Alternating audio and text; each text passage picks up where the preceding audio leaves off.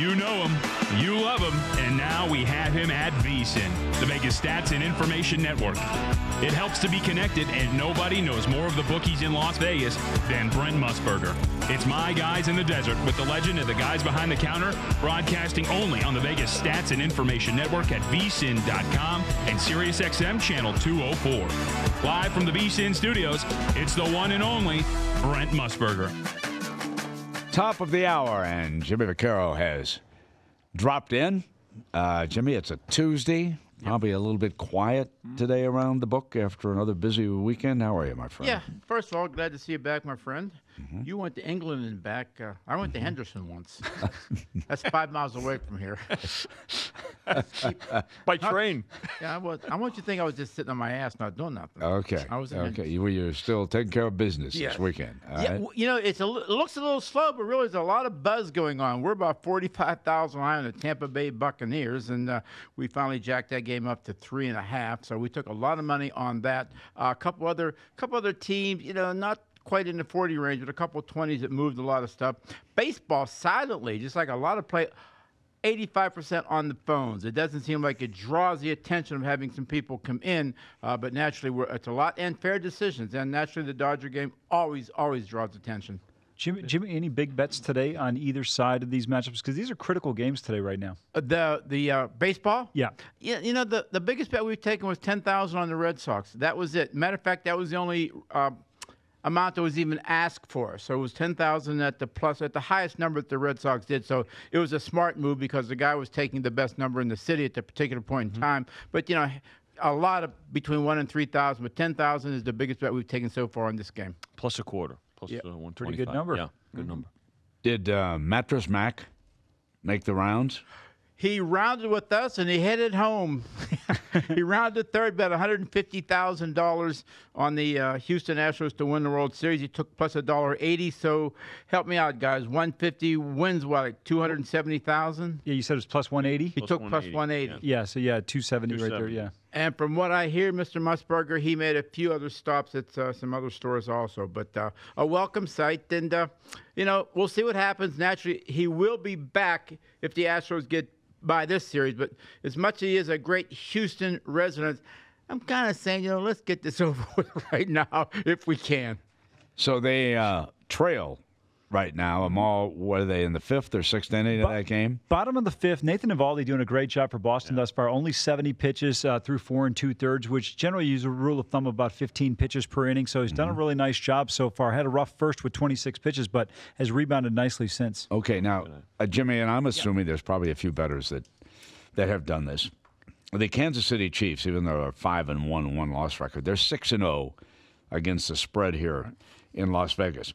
What kind of adjustments do the bookmakers make? Because they obviously prefer 3 3s, 4 2s, 3 3s, than have anybody go perfect against the spread. Will there be an adjustment with the Chiefs going forward? What happens with a team like that? Well, personally, you know, when you're around the number 3 or 4, you wouldn't rush as quick.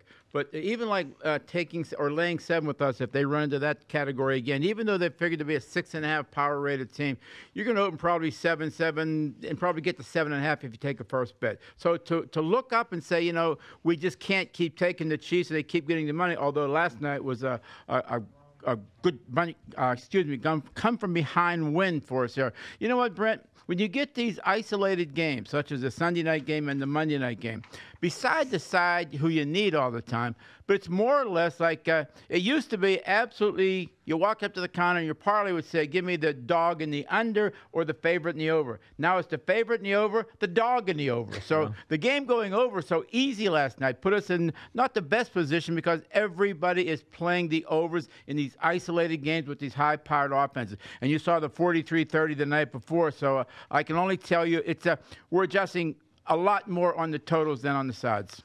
Brent, when you look at the Chiefs, who are now one of here's what people love about the Chiefs. The same thing they love about the Rams. Their offense. It's not the team. They just love the fact that they score points, and people love points. To your point, it depends on who they're playing. I mean, we actually needed the Chiefs the other night to cover, and that game went up to 4. I think there were 4.5s out there in some spots too. So it depends on the opponent this week. You probably added based on what happened in Cincinnati last week with the Bengals against the Steelers, and the fact that the Chiefs are now coming home. That you bump it up by probably a full point, really, when you think about it. Brent, a lot of the books around town have the Rams as the prohibitive favorite to win the Super Bowl. Right there, you have New England and Kansas City. You got to see the Rams firsthand on the opening game of the season. Do you agree with that? I think they're a very good team, but I still think you got to pay attention to New Orleans, a couple other teams in the NFC. I don't think you can write them off as quickly as maybe some other people are. No, I agree with you. And injuries are starting to take their toll. Kupp is now hurt for the Rams, so we want to keep an eye on that.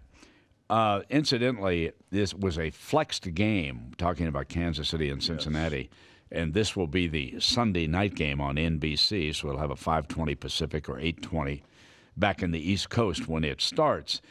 And they took the Rams off of Sunday Night Football against the 49ers, and they will play that earlier in the day. I think, Jimmy, the fans should keep in mind that the game in London this week, Tennessee and Los Angeles, go to Wembley. This is an early start. Unlike the Raider game on Sunday, it was a night game in Wembley. This is a day game over there. This is a 6:30 a.m. start, Pacific Coast. So, Jimmy, we've had 6:30 starts early. Do we get an earlier crowd coming in, or do they just tend to ignore this game and wait for the later game? I'm just talking about here in Nevada now. Well, I'll tell you what, Brent, like we keep talking about, each year things change drastically in the way that we do business and the way things happen.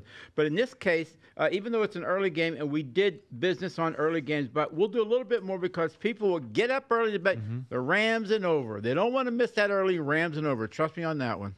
Brent, here's the thing, I think, and if you don't have the Sunday ticket, I don't think it'll be a local broadcast because it's only broadcast in those markets. Because I remember, I think it was last year or 2 years ago when the Lions played, a friend of mine said to me, he's like, I don't have the game on. It was a 6:30 a.m. start in London, and it was only broadcast in those particular local markets. Interesting, because it's a CBS game. They streamed one of them. You're right. Last year they did it on Yahoo. Right. They just streamed the game, so I don't know if they're going to do something similar, but I think, unfortunately, people might get blocked out if they don't have the Sunday ticket. One thing that helps here, Brent, particularly at South Point, is twofold. Obviously, as a 3-shift town, you get the folks that, even though they're on graveyard, are coming over and making their plays while they're on break. But the folks know that. The other part is it's a 24-hour book here, so that helps out too. So we'll have some folks here. I noticed that there was a tremendous difference in the mood of the two teams just prior to the Seahawks and the Raiders, okay? The Seahawks were pretty enthusiastic, came out earlier, and that extends to calisthenics and warming up on the field. And the Raiders just seemed to be a step slower. Now, the Seahawks went in a day earlier. The Raiders went in on Thursday. The Seahawks came in on a Wednesday. Brian Rogers tells me that the Titans are leaving Nashville on a Thursday. The Chargers stayed in Cleveland after their win. They're practicing somewhere in Ohio, I believe. I was told that. Yes. They didn't go home. I'd keep an eye on this Charger team going over there. Now, I see a 6.5 as an opening on that particular game. If they're going to bond and stay together, they've been very good the last 2 weeks. They have beaten the Browns, and they have beaten the Raiders. These games have been a blowout for the most part in London, okay, just as Sundays. I would keep an eye on this Charger team going over as a group, practicing together, staying together, a little bonding going on with this team. They got a future Hall of Famer at quarterback. I would keep a big eye on the Chargers in this game going into London. Probably going to see a 7 on this game. I mean, there's no reason not to think that. I mean, based on what happened in the last couple of weeks. Let me give you a little intangible, too, because we've talked about this, particularly about the Chargers. The only home field advantage they have, which is really none, is the fact that they don't have to travel as much. It's true. They talk about bonding. They're always up against it, and I think that kind of is really a glue for this team. I'm glad you mentioned that. Those of you, especially in Southern California, and I don't care whether you're a Charger fan or can't stand, it doesn't matter. go to StubHub and watch an NFL game. In your lifetime, you'll never, as in ever, get as close to the action as you will. The Raiders went in there. Chargers beat them pretty easily a couple weeks ago. It is a tremendously intimate stadium, great place to walk around in there. And like I said, it doesn't matter which team you're pulling for. Come to South Point, make a bet, and go watch the game. You know what I'm saying? Sure. Yeah, I agree with you. I want to get Great back. venue. I've been there for soccer. Excuse me. Oh, sorry. I've been there for a soccer match, and I'm sure it's got to be great for football. I want to get back to the Chargers briefly. They're 4-2. 2 losses have come to teams who are combined with 1 loss. The Rams and Kansas City. This team is very solid. Melvin Gordon's really starting to come into his own last season and a half. The one concern I have, and I was dead wrong, I liked Tennessee last weekend at home against Baltimore. Brent, it's hard to win a football game when you get 106 total yards rushing and passing. I've never seen that before. 55 yards rushing, 51 passing. That is unbelievable. You never jump in early, but here we are, almost getting to the middle of the season. Can you believe that? Weeks. And Jimmy personally says, wow, Chargers and Ravens are strong. I really believe both those teams are strong. You are right on the money. Yep. Okay? Both of them are going to wind up probably exceeding their, I don't remember what the over-under numbers were. I'll get them. I think the Ravens were 8.5 or 9. And I think Chargers are in the same boat, basically. We'll see. I don't know if the Chargers Chargers were higher. Oh, they were 9 or 9.5 then? The Ravens were 8.5, from 8 to 8.5. Bet over, yeah. And the Chargers, they were 9.5. 9.5. Yeah. Wow. The problem for the Chargers is they're looking up at the Kansas City Chiefs. They already have a loss against the Chiefs, which is very critical. And that's the one thing that's tough in the NFL. You could have a phenomenal year, but you're in that division where a team has an even better year than you, and you could be the second-best team in the conference, but you're going to be going on the road the first weekend. Yeah, exactly. You're a wild card. Yeah, absolutely. That's always no tough. question. They're always on the road. Well, nothing is easy. There's no doubt about it. But the break that the Ravens got is naturally the Bengals turned into the Bengals on Sunday. Yes. Really, yes. by giving a game away. And they just got to worry about the Steelers. Forget about the Bengals. Yeah. Interesting. And the left-hander, Anderson, Amal, is that what Ron Flatter updated? He's going for Buffalo at Indy? Oh, yeah, he's a righty, though, Derek Anderson. Oh, yeah, why did I think he was left-handed? Well, he'd probably better if he threw left-handed. I knew I could get the assassin to step up There to you the go. plate. All right. Back live, vsin.com, SiriusXM 204. It's My Guys in the Desert with Brent Musburger, only on the Vegas Stats and Information Network. Keep up to date with everything in the world of sports gaming by going online at vsin.com. If you didn't catch VSiN last week, here's some of what you missed. When it came to Ole Miss and Mississippi State, they said, listen, people are going to bet them anyway, so why don't we go ahead and book the bets? And that is the most intelligent answer. I mean, I don't know what New Jersey's thinking of not booking Rutgers. I mean, if anybody wants to go against Rutgers, is more likely the case, they can still get a bet down. You're correct. You have to applaud how they've allowed the people to come in, make the wagers. They know what people want to bet on, and they've really given us the flexibility to offer wagers, that the other, like you said, like Atlantic City not being able to take wagers on Jersey teams. It has sent a message to the rest of the roster that it's probably more important to be a good talker than a great fighter. And I've never felt that was a good thing. I thought it started with Chael Sonnen when he got a completely undeserved title shot against John Jones at 205, when he hadn't won a fight at 205 in 8 years. I think it has become that on steroids with Conor McGregor.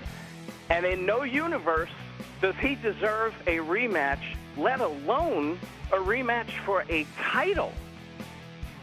Don't be locked into the construct of ATS, of pre-flop bets, if you will.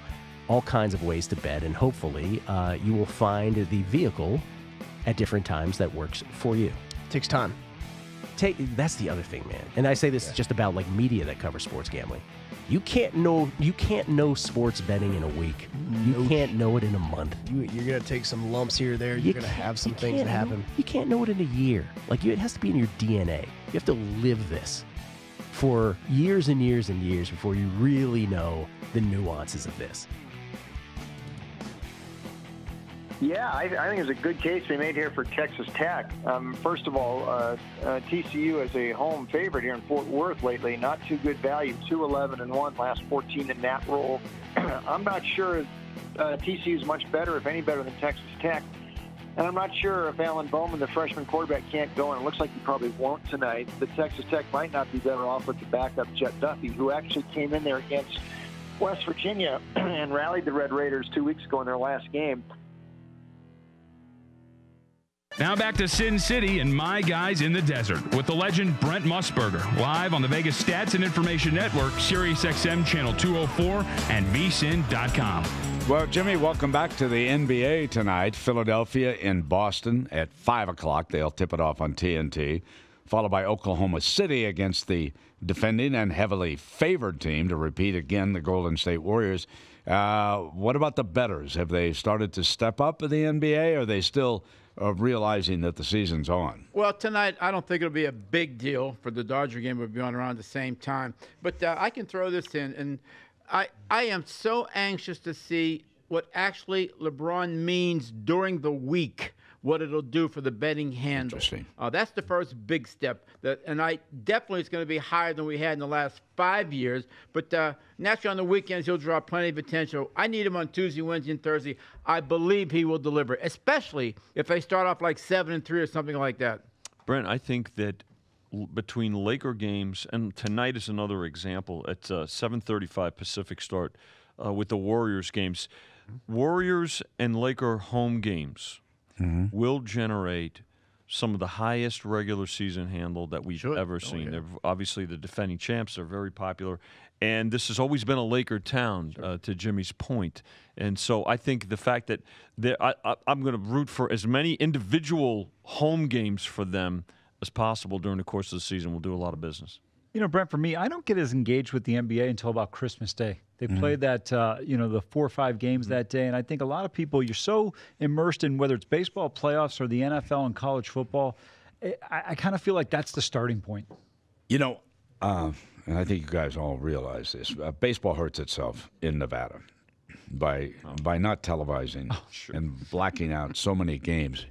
You're in a situation now when they could use the betting industry behind them, because there's no question the NBA has married itself. They got the deal with MGM. They've come in. They've got the doubleheader going tonight. You have a community that is not as familiar with the Dodgers as they should be, to tell you the truth, okay? You're going to get a lot of bettors in this city because of the NBA paying attention. And let's face it, the NBA is coming to Las Vegas at some time. Okay, we don't know when. We don't know if it'll be expansion. We don't know if it'll be a pre-existing team. They're coming. It's a natural site for the NBA. I cannot imagine, because this is a great game tonight with Milwaukee and the Dodgers, and yet I'm sitting here saying to myself, I got minus double digits. Boys are talking me out of the money line on the NBA, but I'm probably going to watch the Warriors more than I'm going to watch the Dodgers. I used to be a season ticket holder for the Dodgers, for crying out. You know, Brent, when they moved to Los Angeles in 1957, again, great following, growing city. I think the Dodgers have lost a considerable part of a generation because, as we've talked about, the Cubs, there's a lot of Cub fans here, not just because there's a lot of transplanted Chicagoans, but they were on TV, WGN. The Braves on TBS. The Mets for a long time were on these were all free TV, free cable. The fact that the Dodgers are not on more, I mean, and people want that. People would love it, especially a younger generation, a younger demographic. Brent, I think you and Vinny both make excellent points. When you look at the Cubs following nationally, a lot of it is predicated upon WGN. Yeah. Mets, WWOR. I can remember watching that 86 season in Ohio because it was on WWOR. WTBS had the Braves on the Superstation. You go in the entire South. I'm talking about Mississippi, Alabama, Louisiana, Florida. Yeah. The Braves are everybody's team down there because they're on television. Yeah. Now, wait a minute. I got to come over here and tell you something. You ready? Get closer to my mic. We ready? We take teasers on the NBA. Oh, my man. Hold on. My Hold man on. knows. I can't resist. How about money line parlay? There you go. You get, listen, Jimmy, listen, I know you do Love very it, well man. here, but I have to object on my friend's behalf here. Okay. We are not going to be teasing the NBA. Five I'm and a listening to half, Amal. 6 points. Amal's my mentor. I'm listening to Amal. He's my math guy. We're not going to be teasing their He friends. will slide it in when you're a little behind out the door. Trust me on that one. Amal? How can you tease the NBA? There's 220 points might be scored. That's my this point. Extra 4.5 points are really going to do me good. I guarantee he makes the bet. Five and a half, and 6 pointers. There you Just- go. Oh, God. This is not even – you guys shouldn't do this. That's rude. No, it's not. Come on, man. We are pe- Jimmy just made the point for we everybody. I give- hope everybody took note of what Jimmy just said. We give people These the games choice. These So- games You don't playing- have to bet it. Okay, now, I got my bookmakers. I'm Go ahead. I'm going to throw out, I'd make a $100 bet. I'm going to give you two different bets. Which one will I make the most money on? Okay. What was the lowest number on the tees? 4.5 on bet basketball? 6, max 6. 5. 6? Oh, five and a half, and 6. All right, 5. That's right. All right, we're sitting on a 13, right? Okay, so I 8. I can lay 8 with the Warriors. Okay. All right. Now the Celtics, I can bring them down to pick them. Okay. Now that's okay. I got that on the. All right. Now straight money line, 210 minus 900. Which way, Vinny, do I make more money on the $100? The tees or the money line? Well, we figured out you're going to make on the money line. You're going to make about $65. Amal said 65. Okay. Right? That's Yeah. the money line. Right. If you're getting a 2-team teaser at 6 points, you're putting up 130 to win 100. Okay. Hey, Okay. do yourself a So- favor. Don't Don't- quit either job you have. So You'll make 76 with the tees. yeah, Jesus. with the teaser, but Hey, 76, huh? Yeah. So interesting. about gonna lay about 800 to $11 more. Yeah. Well, hey, listen, that $11 is important, but But I'm still laying points with the Warriors. you're going to get as too, low right? as 7, and you Yeah. can get a +1 with Boston, or you can get +11 with Philadelphia. You know, my last bet, by the way, I lost to VSiN's Fan of the Year a year ago. Brian, are you aware that North Dakota kicked Montana's butt on Saturday? And when's Randy McKay coming in? When's he traveling in next? I'm sure he's listening. He'll let us know. I'll double check. There's a hockey game out here, I think, next week. I will Okay. double check on that date. Because I've got to make a reservation at Michael's. I owe him dinner. By the way, Jimmy. And I'll be paying. No, Jimmy, I was about to. Hush, Jimmy. I thought he was I'm about to buying pull dinner. some strings and say they're closed that night. Yeah, that's right. Take him, get a hot dog. If you're playing, I'll get the hot dog. No, I haven't. It's been a couple of weeks since I've been to Michael's. So, Oh, wow. so getting Randy in, love to. I owe him. I lost the bet. Yeah. It was not even close. North Dakota jumped all over the Grizz. Jose did ask about you. Did he? He's the maitre d' at Michael's. The maitre d'. My buddy. Yeah. He said, when I started going to London, he said, for how many weeks? Hey, Brent, it's next Saturday. It's October 27th. October. Randy will be here. I'm going to be on this a week from. I've got to go to.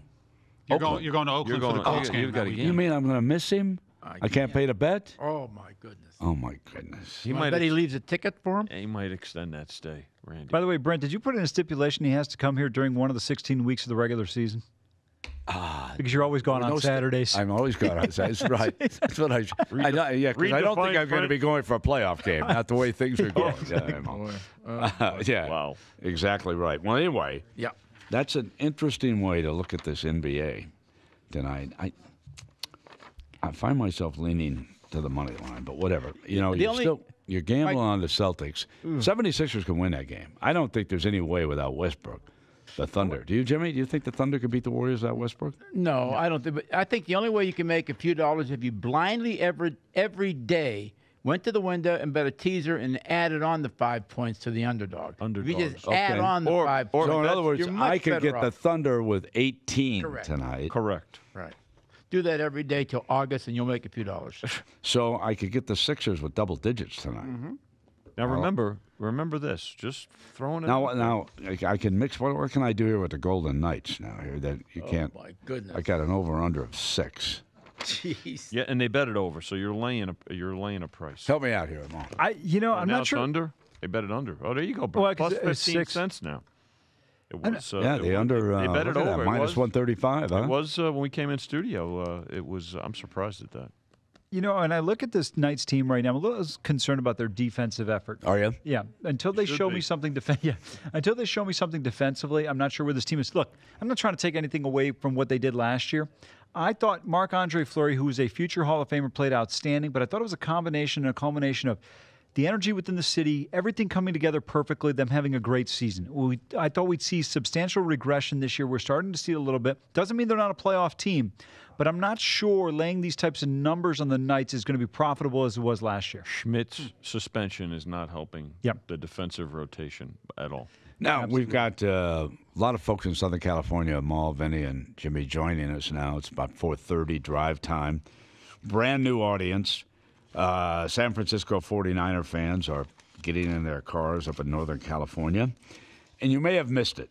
So because it was passionate and because it was interesting and because he could be 100% right, I want my buddy Amal to walk back through the 49ers' last series before they turn it over to Aaron Rodgers to win the game last night and explain to the 49er fans who are just joining us, Amal, why Kyle Shanahan mismanaged the last 49ers series before the Packers won the game. Well, to reset the situation, Green Bay scores after the 2-minute warning. They get the kickoff. They return it to the 32. There's a late hit out of bounds. That puts the ball at the 49ers' 47-yard line. 47. And with a minute 49 to go. And Green Bay has 0 timeouts, while the 49ers have 3 timeouts. Beautiful first How far do you need to go for a field goal? 20 yards, because at that point in time, you're at the basically you're 53 yards from the goal line, and of course 17 yards back for the field goal. And with the way Gold was kicking last night, made 43, 44, and 46-yard kicks. So to me, the ideal situation is if you can get 20 to 25 yards, you feel comfortable. You got to get 20 yards. Yes, 20 yards before you try the 50-yarder. But keep in mind, he's had a lot of success in Lambeau because he played for the Bears for a long time, was a very good kicker there. They get 6 yards on first down. Beathard comes back and snaps the ball with 12 on the play clock. So he should have taken it down? I said what they should have done was they should have gone to the sideline, taken the play clock down to 1. Shanahan calls the timeout. Then they come back with a running play. Whether you get the first down, get any yardage, doesn't matter. Obviously, if you get a first down, it's great. But if you get nothing, now you're in a situation where you take the play clock down again and you just run your regular offense. And then you put yourself in a situation where if you don't get the first down, you're going to punt. But Green Bay will have less than 20 seconds remaining. So they're basically going to take a knee and you're going to overtime. You're not going to give Rodgers a chance. And I thought, you can point to the Richard Sherman penalty earlier. That was critical. But to me, if you saw Green Bay came out conservative after the King interception, they ran the ball on the first play with Ty Montgomery. If he didn't get out of bounds and get at least 10 yards, their thing was we're going to shut it down because the Niners had 3 timeouts, remember. Because San Francisco could have called timeouts and theoretically gotten the ball back just 18 seconds after the Packers had the ball, kick a field goal with Gold. They would have been starting that drive around their own 45. I thought Shanahan mismanaged the clock in this sense. Listen, whether they get in field goal range or not is debatable. Whether Gold makes it or not is debatable. I thought he would have probably made it if you're under 48 yards.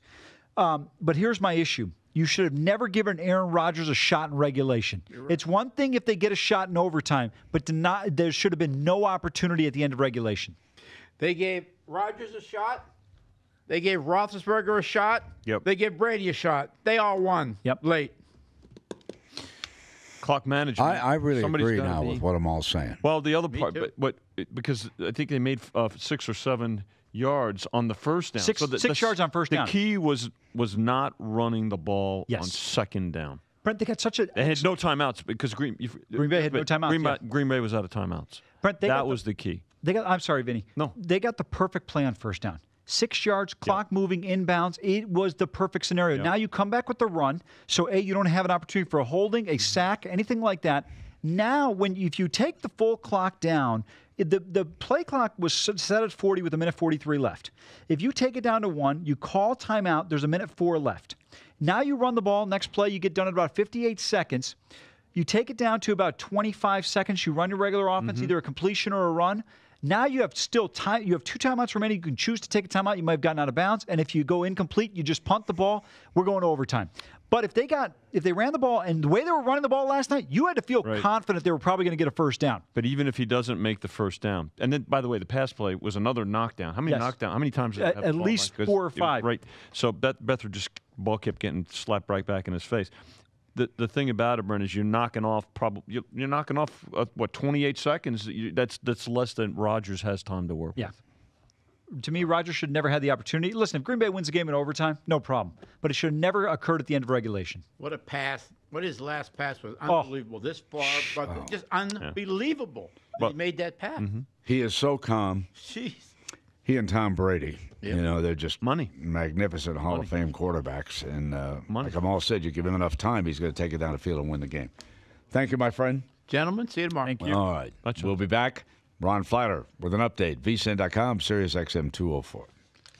It's My Guys in the Desert with Brent Musburger, only on the Vegas Stats and Information Network. Keep up to date with everything in the world of sports gaming by going online at VSiN.com.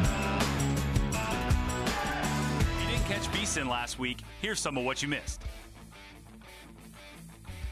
And a pro team getting 7 points is a big, big deal also. So even though they got their ass kicked yesterday, you can understand why the +7 came in. Who has more to play for the next week, in essence? A team that lost or a team that won? And I know that probably sounds crazy, but the losing team has more adjustments they're going to make. It doesn't sound crazy at all because you only got 16 games. Yeah. So every game is damn important. Let me expand on Jimmy's point, too, because, again, this is important as well. What professionals will do, it's not even they're betting on teams. What they're betting on are numbers here, and these are key numbers here.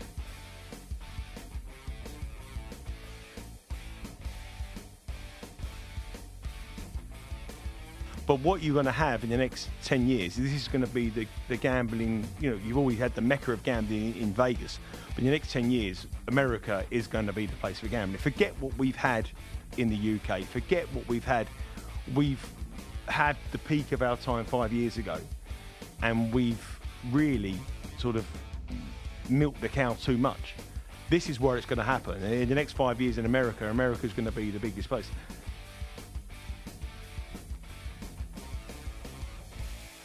Typically, if I'm off on several games, which I was, you would think, all right, well, you must love 3 or 4 games then. And in reviewing them, I'm like, maybe it's a commentary on me being skittish. Maybe it's a commentary on just how I feel like every one of these teams is so Jekyll and Hyde that I don't feel confident in it. But I literally, of all those games, I still only like Tampa Bay. Yeah, and that's a fair point, and it's an important point, Gil, because it's not automatic where you have, let's say, a 1 to 2 point differential where you're going to say it's an automatic play, because then you start saying, okay, wait a second, did I miss something? I think to your second point too, it's like, these teams, who are they?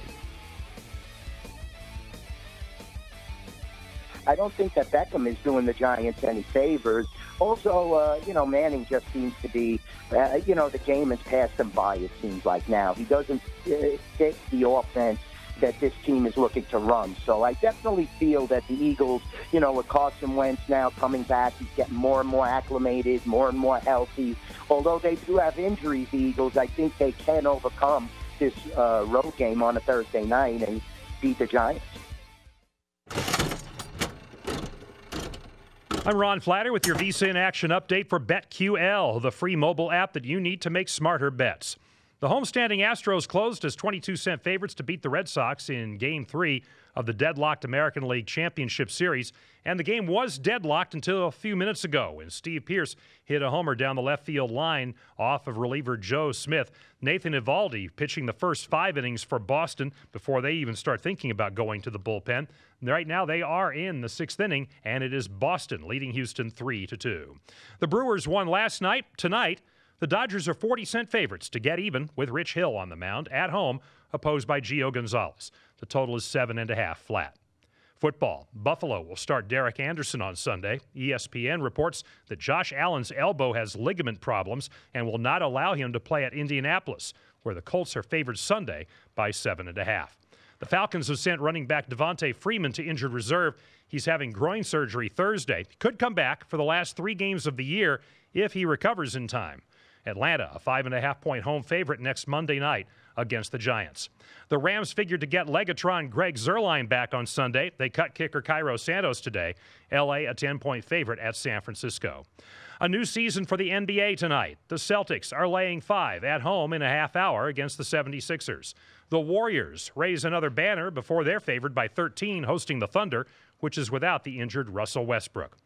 Hockey night in North America is underway. Dallas visiting New Jersey. The Devils trying to get to 4-0. Kyle Palmieri has his 7th goal of the season on a power play.